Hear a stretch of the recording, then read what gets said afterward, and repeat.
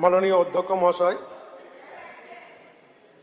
68 নম্বর দাবির বিষয়ে পশ্চিমবঙ্গ সরকারের মুখ্যমন্ত্রী এবং স্বরাষ্ট্র পার্বত্য বিষয়ক বিভাগের ভারপ্রাপ্ত মন্ত্রী ও শুভেন্দু অধিকারী, প্রতিমন্ত্রী বিশাল লামা প্রত্যেক বার্ষিক বিবেটের 2026-27 অর্থবর্ষে যে বাজেট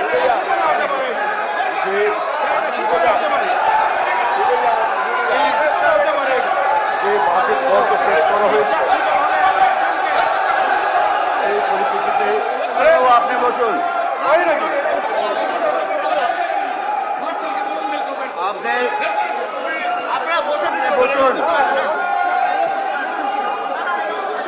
আপনি বসুন।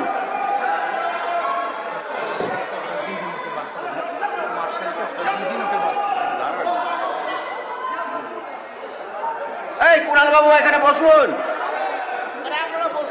কুণাল বাবু এখানে বসুন।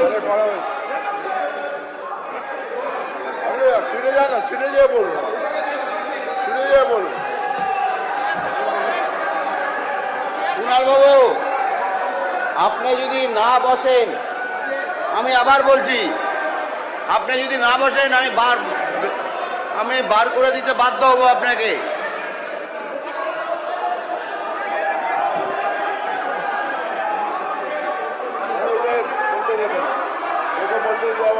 কুণাল বাবু, আপনি যদি না বসেন তাহলে আমি বার করে দিব। কিন্তু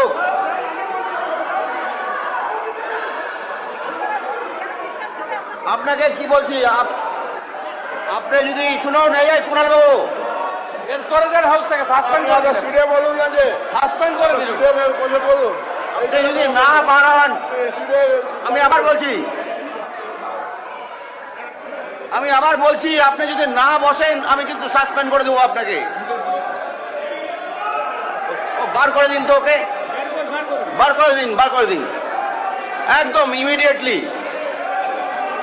বার করে দিন ওকে, বার করে দিন। কোনো কথা শুনবেন?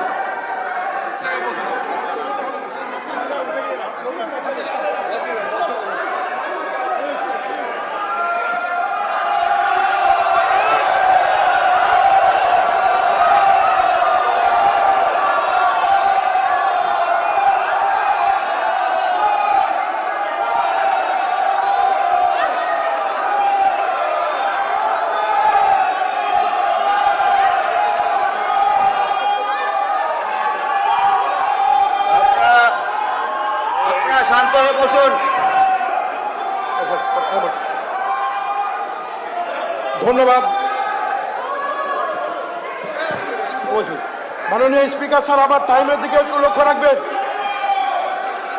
মাননীয় স্পিকার স্যার, আবার টাইমটা এখন থেকে শুরু করলে ভালো হয়।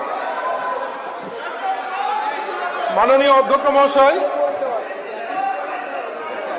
আমাদের সতীর্থ বিধায়ক যেভাবে, মাননীয় সদস্য আপনি একটু বসুন। মাননীয় আমাদের মুখ্যমন্ত্রী আপনাদের সামনে বক্তব্য রাখবেন। মাননীয় অধ্যক্ষ মহোদয়,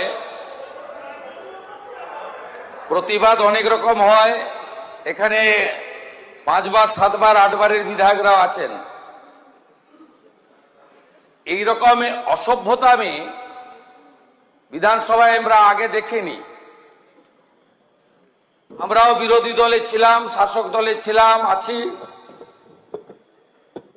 মাননীয় আখরুজ্জামান সাহেব এই বিধানসভার অনেক দিনের মেম্বার, প্রাক্তন মন্ত্রী। উনার বাবা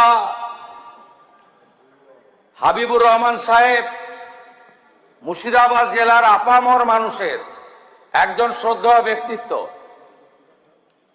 আজকে যেভাবে মমতাপন্থী তৃণমূলের